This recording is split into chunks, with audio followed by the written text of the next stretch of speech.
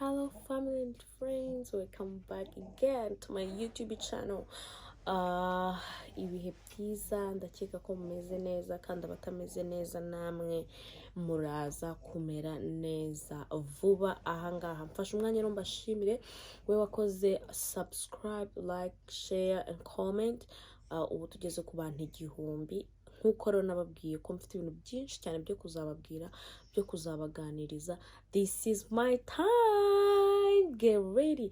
Dutangirane mbabwire uko ibintu bimeze. Buri munsi tuzatugenda twiga ibintu bigiye bitandukanye bw'ubuzima bw'ahangaha. Get ready with me. Let's go.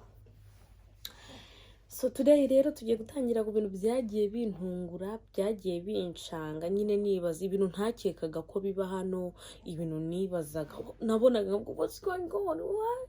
Nyine nkumva birancanze.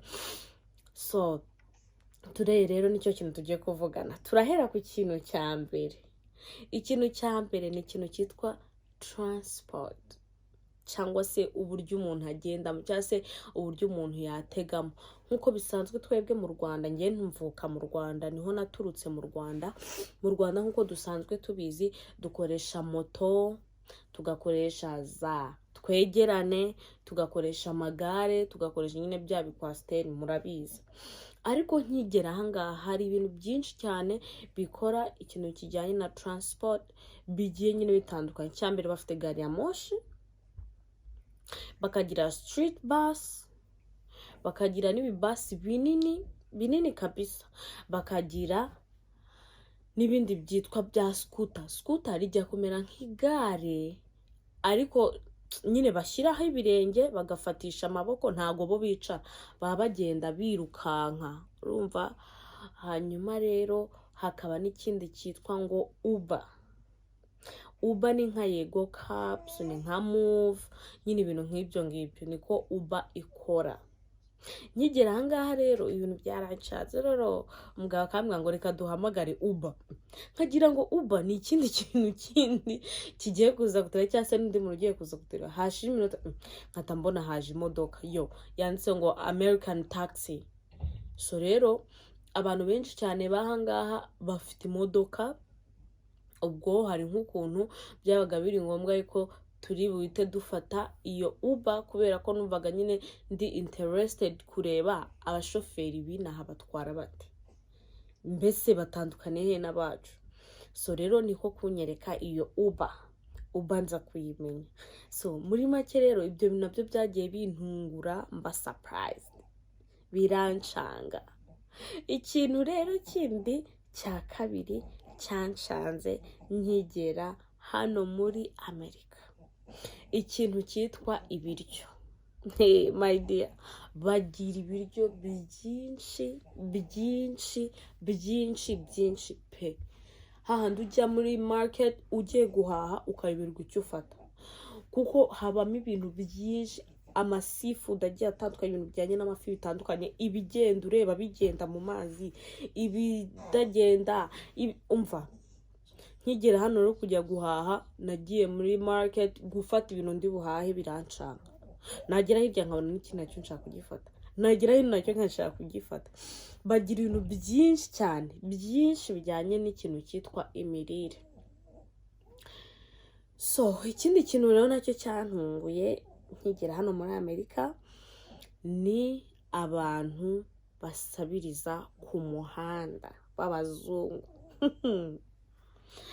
Inshuti zanjye, burya mu Rwanda turanagerageza. Mu Rwanda ntabwo wabona umuntu wicaye n'ibikarito. Okay, turabafite, ariko twebwe uko biri hano biri too much.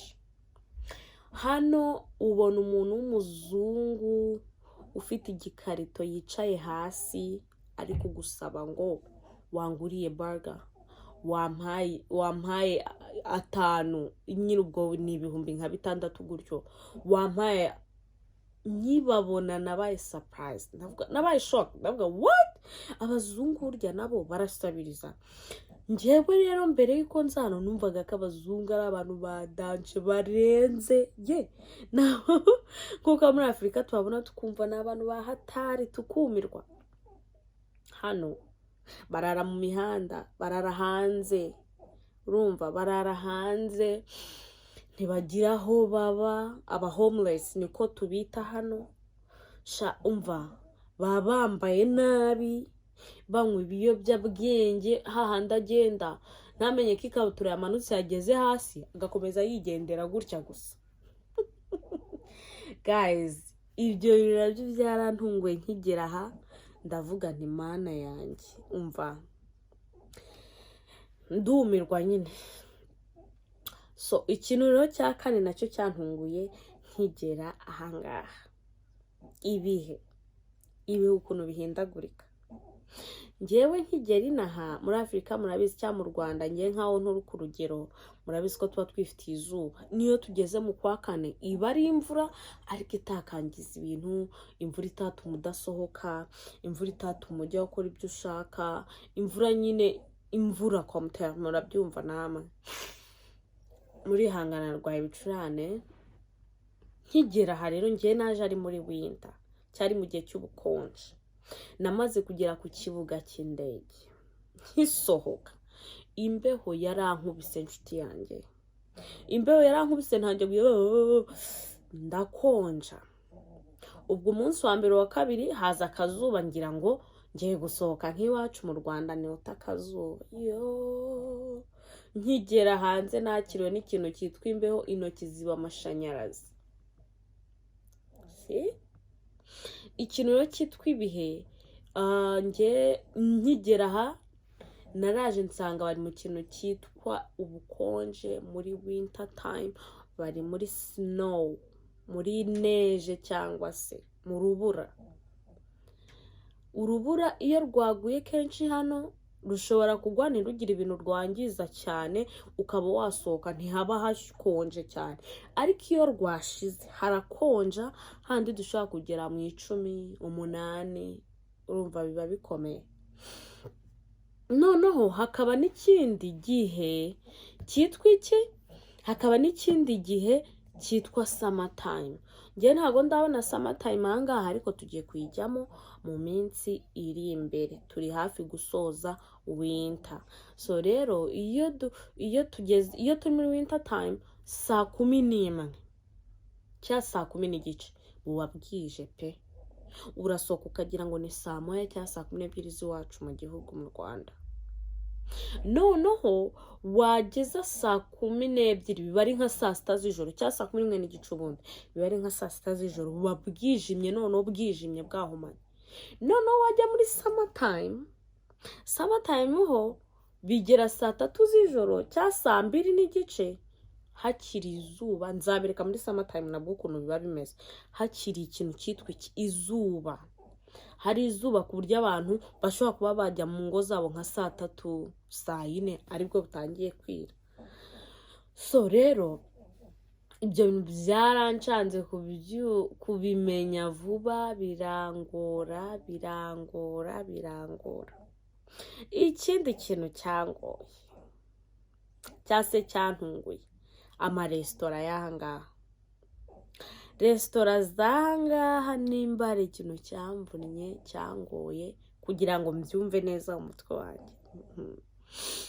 Ikintu cyitwa kujya gufata breakfast, bakaza bakakubaza, ubwo nyine ububazwa n'aba waitress b'abazungu, kaza bakubaza tuguhereza iki. Baba bafite ikintu cyitwa menu kinini kirimo ibintu bigiye bitandukanye.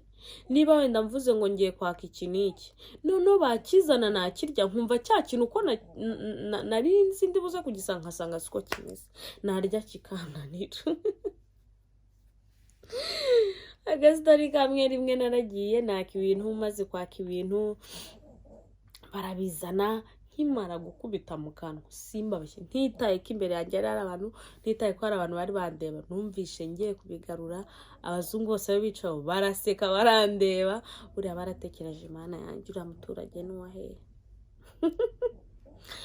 Rero kumenyera ibintu byanga byari bigoye. Nahise mbwira umugabo, please njyewe tuzaye tugenda ku isoko mpahe, nzanikorera icyayi, nikorere buri kimwe cyose, mbyikorera ahangaha mu rugo. Tubikora gutyo, nkajya mbikora gutyo, nkabyikora. Ariko ubu ngubu kuko ntangiye kumenyera neza, ndagenda harya ibiryo byabo ntangiye kubimenyera. Ngibyo ibintu bitanu rero byabanje kuntungura aha, byabanje kuntonda, byabanje kumvuna kugira ngo mbimenyere, kugira ngo mbyumve neza, byari ibibazo. Hanyuma rero guys, ngibyo ibintu bitanu nagira ngo mbasangize, nkuko nari nabasezeranyije yuko nitumara kugira abantu 1000 nzagenda mbabwira buri kimwe ku kindi. Ndagira ngo nkubwire ngo nawe utarakora subscribe, please subscribe, like, share and comment. Tuzagenda twungurana ibitekerezo byinshi bigiye bitandukanye, kandi nzi neza ko uru rugendo dutangiye nge namwe, haba kubifuza kuza, nubwo harimo akantu k'akabazo gato, ibyo nabyo tuzabivugaho, n'ibindi n'ibindi n'ibindi.